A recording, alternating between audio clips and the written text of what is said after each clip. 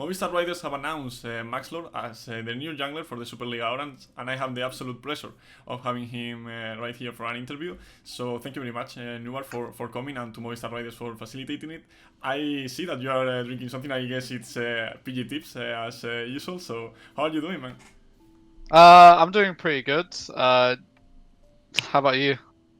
I'm fine. I'm fine. As I said, really looking forward to recording this interview because I think that your case is one of the most interesting we've had in recent years, because you went from basically being, in my opinion, one of the best, if not the best, jungler in Europe to basically like disappearing from the face of Earth. And I bet that most people don't even know what you've been doing this year after leaving Misfits. So it's been obviously a really weird year with the pandemic and everything. So will you tell us how the 2020 has treated you so far? I mean, it's treated me fine, I guess. I wouldn't say not too great, not too bad. I haven't won Worlds or won NAC or something, but I haven't suffered something detrimental. So I'll just say okay. I've just been playing solo queue mainly, and I actually competed this year in a team in NLC. Yeah. Unfortunately, we didn't make it so far, but it was still a good experience. Yeah, you played for Monster Ruby, I believe, with has disbanded. I think they've gone back to their previous name in the NLC, and that was, I guess, an interesting experience coming from the LEC inactivity. And I wanted to ask you especially about this inactivity period, because I watched this interview with Thorin that you made back in June, and you said that the year previous, in 2019, you focus on the spring split in other stuff, even if you were still practicing and everything, to try to improve the quality of your life, because the past year you were just trying your hardest to win and doing everything that was necessary to win, not caring basically about your life. And I wanted to know if you managed to find like a bit of a balance between try hardening solo queue and trying to keep your mechanics up and everything, and improving your life and seeking happiness. I think that I wouldn't say, from an outside perspective, from like other people's perspective, they would say even now or even then I didn't really have a good balance. Mm-hmm. But from my perspective, because I still feel like the job is basically my life and competing is as well. I've kind of found a balance right now, but it's still more work favored, which I personally like anyway, so it doesn't really bother me too much. Yeah, I think that most people in esports tend to have the job as the center of their life, so it's a common denominator. And I wanted to ask you as well, because yesterday I interviewed Kasim, which is going to be your support, obviously. And when I asked him about the UK scene, when you're coming from Monster, to what do they need to become a better region, he told me that most people in the UK feel like they need to follow this ordinary life path, like going to university, then getting a regular job. And I know that you kind of feel pressure to follow that path in the past as well, but you went to college, got a better PC, and basically went to rank 1 with an office mouse, and then reached the ULCS in 6 months, I believe, which was half the time that you promised your father that you will need to achieve that goal. But what would have Maxlore done if you didn't pursue this league career? Maybe you become an engineer or something. What was in your mind? I mean, the plan was to go to university, study engineering, the meta UK life, and that opens up multiple job options. Not just being an engineer, it opens up way more, because it's just about like the subject qualification and the university you studied in. And I mean, to be honest, I wasn't enjoying it that much at all. So even though, when I said work-life balance, enjoying life more, blah, blah, all that stuff, and focusing on it, I would rather do what I'm doing now and just work all the time with this specific job than live a normal life, do like a 9-to-5 job and have like 6 hours of free time to do what I want, because that's not really what I wanted to do. I didn't really want to study. I didn't really know what I wanted when I went to university. I only knew that I enjoyed competing, I enjoyed sports, I enjoyed games, and I enjoyed piano. Those are the 4 things I enjoy, as well, like not including like family and friends, right? Yeah. Those are the 4 things I really enjoyed, and mechanical engineering and 9-to-5 job just doesn't really fit with any of those 4 things. And luckily, I pushed through, and my dad supported me to pursue this career. So Yeah, it's as I said, to answer the question, like I don't, even if I finish my course, I don't know what I'd be doing, but I wouldn't be enjoying my life or feeling more fulfilled as I am right now. Yeah, because you said that you have been raised as a very competitive person. Like your father has also pushed that in your life very strongly with piano and everything. You've learned about the grind of becoming better at something. And I think that you share with Kasim this mentality, because both of you are veterans right now. He's older than you, he's 27, but you seem to share this mentality of being able and be willing to play for a long time. And, like, you don't see yourself retiring anytime soon, which is something that I was actually happy to hear, because I really like how you played in your peak. But I believe that, especially in League, maybe because the audience is bigger and of course you have more casual people watching and everything, that especially the audience have like a very short-term memory, and they are affected a lot by recency bias. So if a player like you, for example, has a bad year, they are like automatically discarded, and they are not considered to be able to come back and reach their peak again. So what's your take on this perception of people being driven by short-term narratives instead of having a longer-term vision, and maybe considering that people like you can come back and be great again? Well, I personally think it's wrong, because I wouldn't be doing what I'm doing now and still trying to be the best if I thought that they were right and that I couldn't be good, even though I know I'm good anyway. And I think, I think they're wrong to just believe these narratives. I believe that players, until age actually starts affecting you, or until like maybe in that bad year, even if it's a young player or whatever, maybe they just had a really bad year because of team environment, because of a family member suffering or something. You don't really know everything that's going on inside. You only know like 10%. You only know what you see when they play the game. And that, you know what, like seeing someone play super bad, fair enough. It does make sense to just instantly say this player is bad this year, but to not give them another chance is completely wrong. Yeah, it's like there's a huge difference between saying someone is playing bad right now and someone is bad, like period. You are removing the possibility of him coming back, right? I heard in that interview that you don't really like talking about 2019 because it was like your lowest in your career. But I thought that it was interesting hearing you saying that you have this mentality of putting everything on yourself, and like everything is on. Your destiny is like on your control, and if something fails, it's on you. But since we've had, I think, a lot of time this year with the quarantine and everything to reflect and to think about how we see things in life and everything, have you changed in any way this mentality, or do you still believe that everything is on yourselves? If everything happens, it's on you. I understand that some things can happen that are out of your control, but for me personally, I try to take as much responsibility as I can in order to learn, not to, I don't know, to just like beat myself up or to like feel sorry for myself or something like this. It's mainly just so when a bad situation happens, or if I play badly or something that doesn't go well, let's say, I think, what could I have done to prevent that, or what could I have done to make the outcome better, so that, you know, next time, maybe if it happens again, or maybe if something similar, you know, happens, at least I have the thought process of how to problem solve that problem, and it won't be much of an issue. Yeah, like you prefer to focus on the things that you can actually do yes, on your own, instead of thinking, well, I didn't do this because something happened, right? Okay, that makes sense. It's like, for example, if we lose a game, if I play a game in like, I don't know, Worlds or something, and one of my players mechanically messes up a team fight and we lose the game, like most people on the outside will say, yeah, we lost that game because of that person. But for me, it's like, I probably made 5 or 6 small mistakes in that game, and if I didn't make them, then maybe we would have won. So next time, I shouldn't make those 5 or 6 small mistakes. Yeah, it's a productive mindset, I will say. And of course, in that year, you shared a team with Gorilla, and obviously it didn't work out and everything, but he has just retired alongside many other Tigers members of that lineup. And I've only heard good things from Gorilla as a person, so I would like to know, as one of the few Western players that actually played with him, how he was as a person, as a human being. He was super nice. Yeah.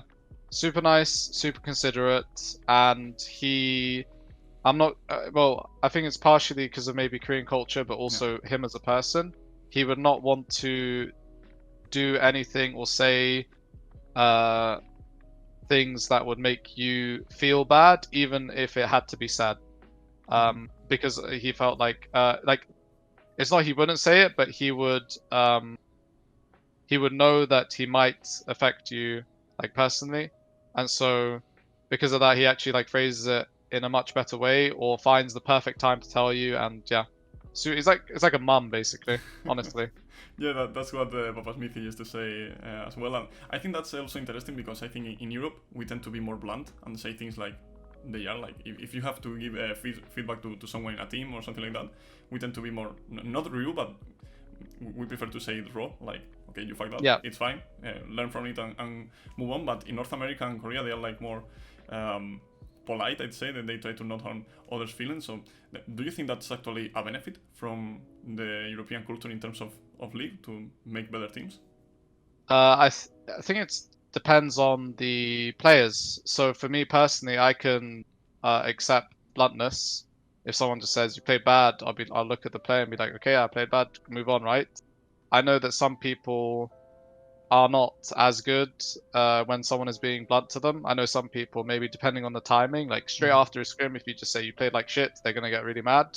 And some people say they can take bluntness, but they really can't, you know. So it just depends if you have like like other players. If your team can all of you handle bluntness, then yeah, you can all be blunt. But that's probably never the case. Yeah, I think that only Origin 2015 is maybe an example because they had a lot of veterans and everything. And Yeah. I know this is a sensitive topic, but I heard that you said that you heard a lot of false rumors about you being like a bad teammate, a toxic teammate, and stuff like that. Yeah. Even like you requiring like a huge paycheck to play in a team and something like that. And I wanted Yeah. to know if possible, if this affected you, like trying to find tryouts or even signing with Movistar Riders, if this narrative was still perceived from the outside.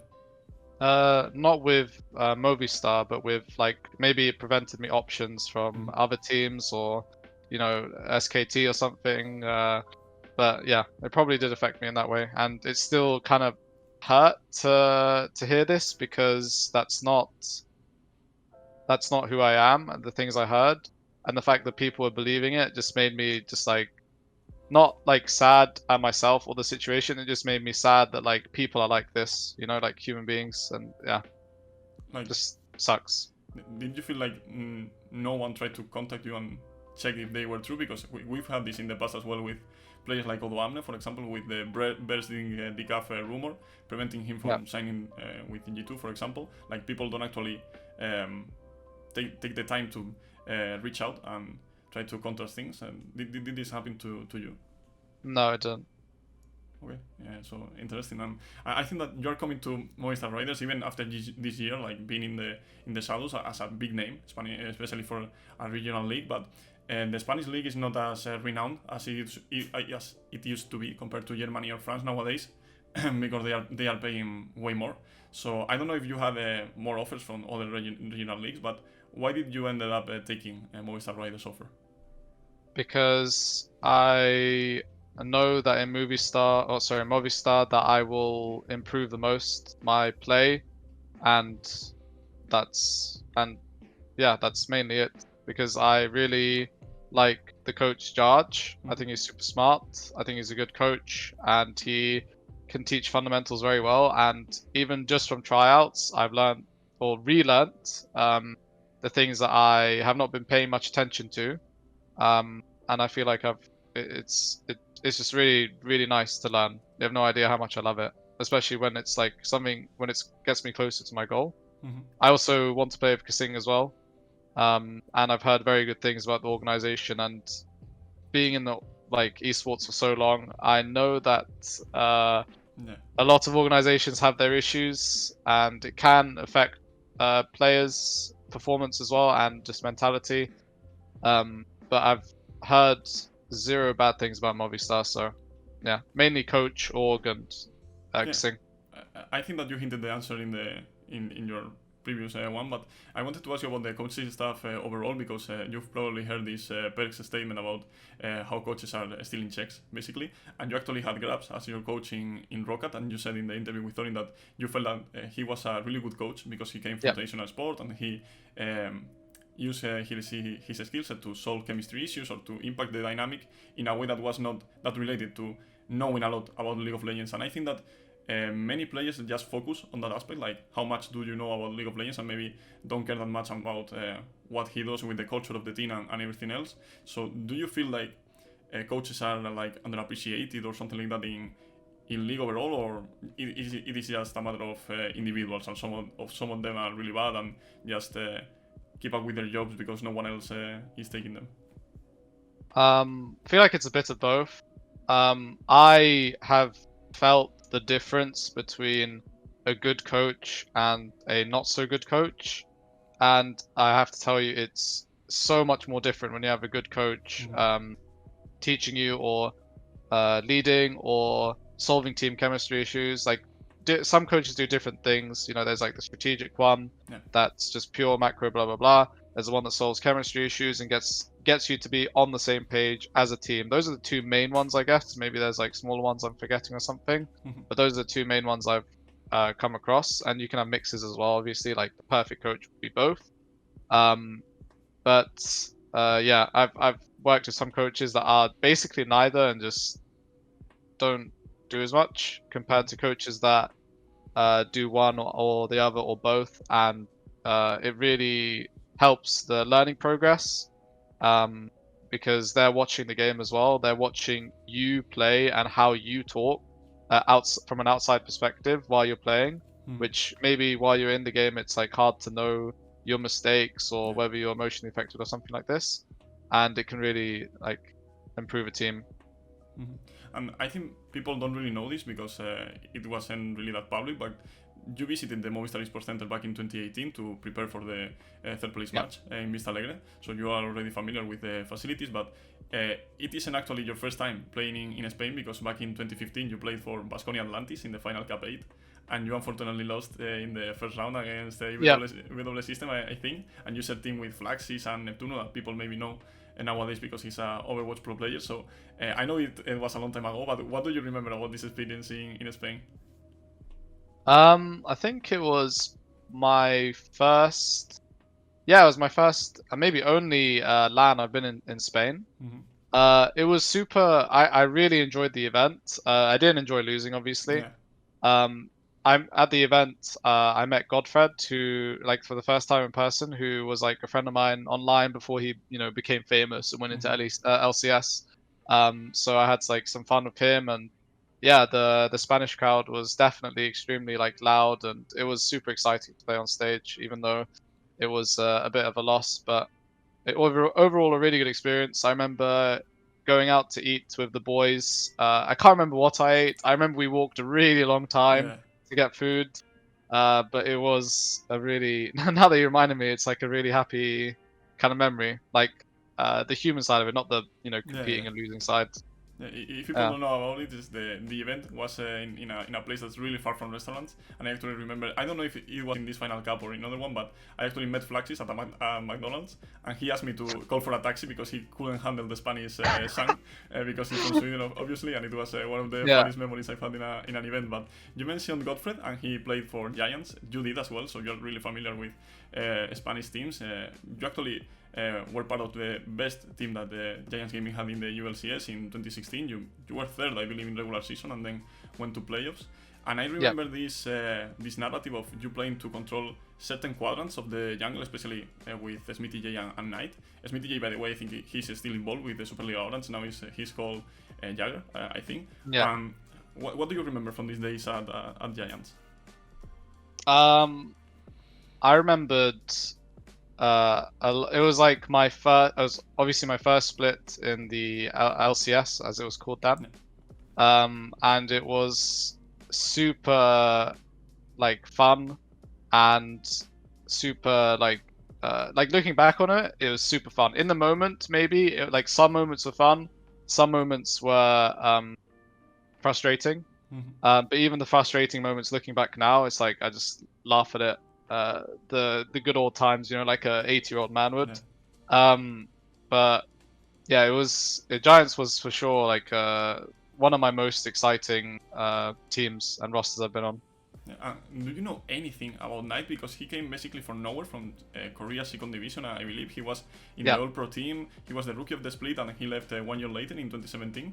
And I was told that he wanted to be a musician, but I don't have any clue about this because really, that was what Lothar told me back in the day. But I don't know if it's true because he kept playing in Korea. Do you know anything about him? Because he disappeared from the face of Earth too. I mean, hearing he's a musician is news to me because he never like played any instruments. Maybe he's a singer. I don't know. Yeah, I don't know.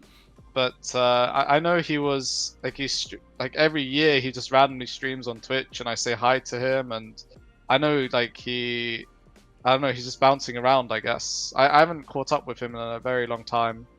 So currently right now I don't know what he's doing, but. Yeah, as I said, every year or something, he kept streaming on Twitch, like just 1 or 2 like normal games or something, and I would just like write in the chat and say, hey, yeah, just creep in there. I'll have to ask Lothar about him and see if he knows anything about Knight. But obviously, if I ask you about past teammates, I have to ask you about Alphari. And yeah. I think you've played many times with him, even I think back in England when you went in the ULCS. So I wanted to know your opinion about him moving to NA and playing for Team Liquid after this kind of shaky year with Origin. I mean, I think my opinion is I think he knows what he's doing. He's still a fantastic player, one of the best at his role probably in the world. And in North America on Team Liquid, he will probably do a fantastic job. And I really hope he does make Worlds again because I want to see him, and I know he probably wants to play against the best top laners in the world. And yeah, I'm excited to see the matchups. I don't know if you have actually followed LEC or Worlds or European Master even that much this year, but you seem to have a great mind for the game and you like to give your honest feedback and everything. So have you been impressed by any team or any player in particular, especially junglers?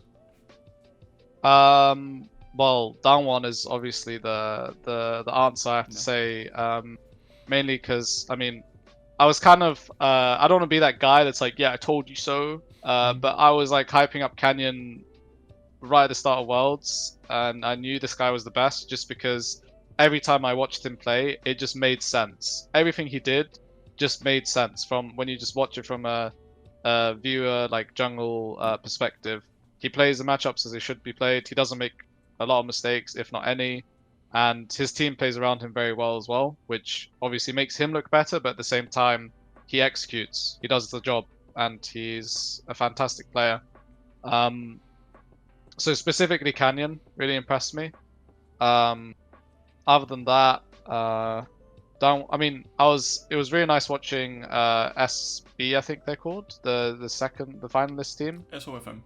No. Sunning. Yeah, Sunning. Yeah, Sunning. Sorry, yeah, Sunning. They were only played like top side, and it was quite interesting to see like the way they played 1-3-1 on side lane, which is not what a lot of teams actually did the way they did, the way their jungle and support moved around the map, and it was like definitely like a breath of fresh air when their top lane is playing Jax when no one else is, and making the game a bit, I wouldn't say harder, but when you see like a Chinese or like Eastern Jax or Fiora, these guys on one item they can team fight, but like in the West you play like these Jax and Fioras, they want to just farm and split push and stuff like this. So like seeing the difference in how top laners play, or specific champions from the best in the East compared to just like normal people in the West is like always interests me. Same with like how jungle is played in the East. I'm always a big fan of how the East plays, I guess, topside.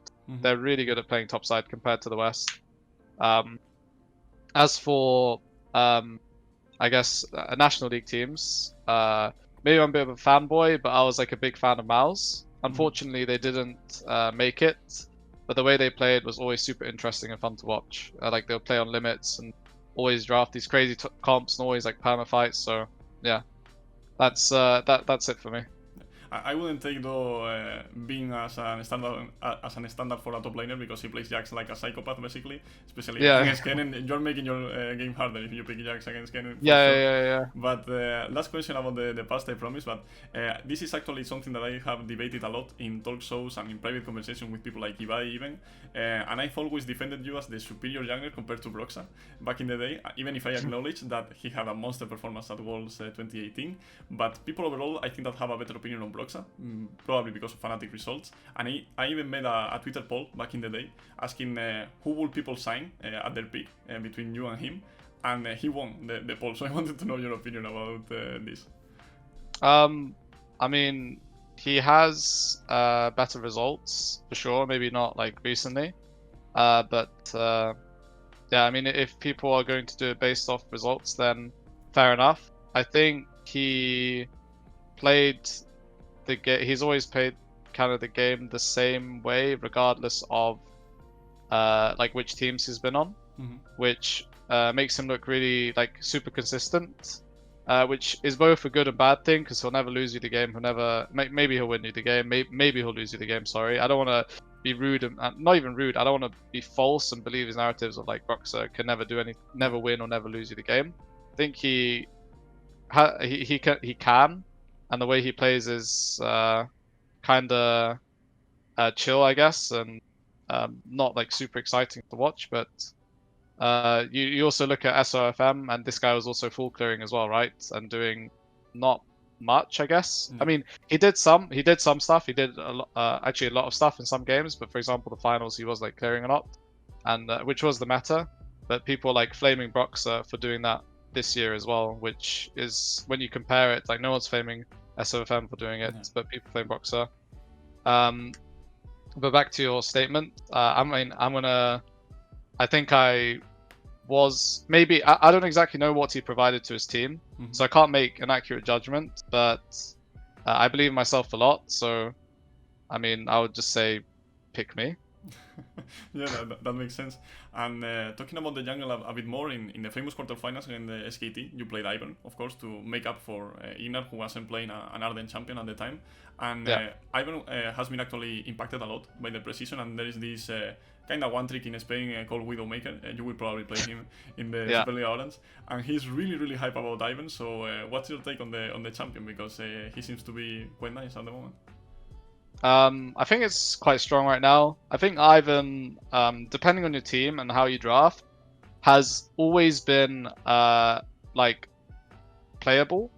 I get this question asked a lot on my stream, and my answer is always this: it's that 2 years ago, or I don't know when they changed it. They changed the jungle timers from 2:30 spawn to 2 minutes, and this but they they decrease the XP, right? So if you basically have, when you play Ivern, you have a lot less free time now than you did before, because before you'd clear all your camps, and because it took them so long to spawn, you can run around the map for like a minute and do whatever you want, and that was completely oppressive for the enemy laners, because you can get prio in lanes you shouldn't get prio because you're there, an enemy jungler, he has to make a choice. He either matches you and he'll fall down in XP because you just cleared all your camps, so you can do whatever you want for a minute, or he has to clear and then he can do something against Ivern. This is generally how you played against him. Maybe I shouldn't say this actually. Maybe you should delete this. But basically they deleted. They made the camp spawn shorter, which kind of nerfed Ivern's free time, which kind of nerfed the champion itself. They also changed how much Krug XP. Like how Krug XP works, like the small ones are really strong. Now if you full clear on Ivern, you're not even level 4. So it's like, there are definitely some drawbacks even to picking Ivern now, but the items are so strong, like the Moonstone one and all these supportive items, and the buffs they did were absolutely bonkers, so it can be strong with the right picks and the right players, yeah. Yeah, I think that Shadow pulled him off in the LEC this year, so definitely playable in some situations. How do you see the jungle overall? Because of course this is the role that changes the most every single year. You have to relearn the game from the jungle perspective almost every year. And Kasim, for example, told me that he believes that mid and jungle are the most oppressive roles at the moment. Better jungle wins as always. But yeah, tanks were turbo broken after the first patch because of the items like Amumu solo in Dragonat or Nashor rather at 20 minutes. But how do you you see the jungler meta evolving, and what would you make to make it a better role this season? I feel like, I mean, honestly, I love jungle meta right now. I think it's super fun. It's kind of the same as I think in lower leagues, not at Worlds, but like at lower leagues, and maybe even LEC, like lower LEC brackets or something. You can actually play whatever you want, and as long as your team plays with it well and you play the champion well and they execute well, you can make it work, and you can the champion's weaknesses won't be probably exploited as much because you're not playing against like down one, for example. And yeah, you can play pretty much wherever you want. The Worlds is a different story. Then you actually need to like, you know, play human champions because you play against Canyon and down one, and you play like, I don't know, Evelyn. Like you saw even this year, people went into Worlds from EU thinking they could play Evelyn, but you play against Korean teams and they're gonna level 3 invade you, and you're not playing the game, right?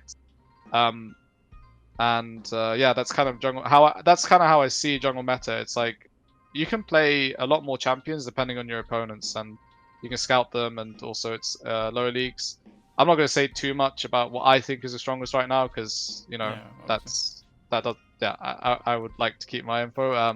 But yeah, that's my answer. Yeah, and speaking of being jungle, of course, it's a really important dynamic in a team, and Riders have signed Kenzuke as the mid laner.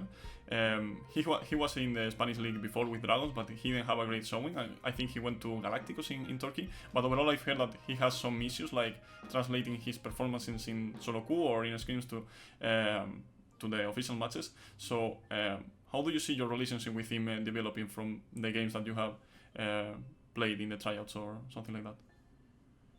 I think that he's a really good player, actually.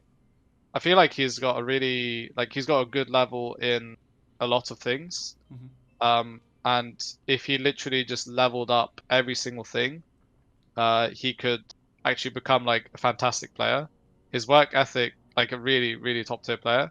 His work ethic is from tryouts, like obviously it can change from playing months and months in a team. His work ethic, it seems like someone I could really work well with. He works hard and accepts mistakes. It feels like I could just be the European blunt and just be like, yo, you played this bad. He'll be like, yeah, I agree. He also understands when he's made a mistake as well, and he knows and he's aware of it. And I feel like me and him can, and Kasing can generate some really good synergy. Yeah. I asked Kasing about Rayito because obviously he's going to share the lane with him, so I want to ask you about Marky because he's coming from the academy, and the last player that came from the Movistar Riders academy was El Joya, and he ended up in the LEC, so maybe there is some pressure on him, but of course he's the only rookie, and you and Kasing are the veterans alongside Jarg, of course. So how do you see him developing? How would you define him as a player right now, and what do you think that he can become?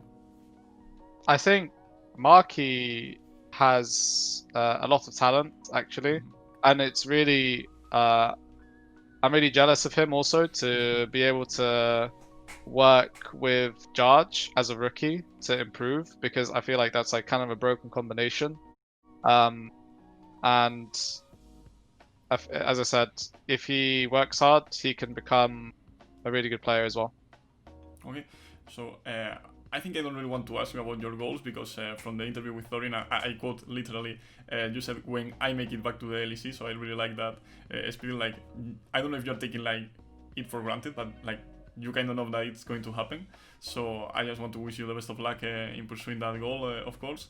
And I think that basically all from me. So is there any final message that you would like to send to the audience that may be watching this interview, or your old fans that maybe have lost track of you? I have to warn you that Kasing had some Spanish words, so maybe you have to catch up with I only know vamos. I love that word, by the way. Vamos is a fantastic word.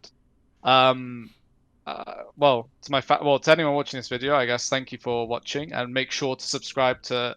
Yeah. Are you there on that guy's channel? Yeah. And thank you very much for everyone that has been supporting me and will support me in the future. And yeah, thank you. Yeah, thank you very much for coming, Nubar. Best of luck with Riders. Danke. Yeah. Actually, I should say gracias. Gracias. Yeah, way better. de estar escuchando este mensaje significa que te has visto todo el vídeo, así que te lo agradezco una barbaridad por apoyar el contenido. Y si quieres seguir apoyándolo, puedes hacerlo suscribiéndote, que te va a salir por aquí un iconito para que lo hagas. Y si quieres ver más vídeos de este tipo porque te han gustado, más allá de dejar el like, la campanita además que siempre ayuda, tienes aquí un par más para que puedas seguir viéndolo. Nada más, espero te haya gustado y nos vemos en otra ocasión.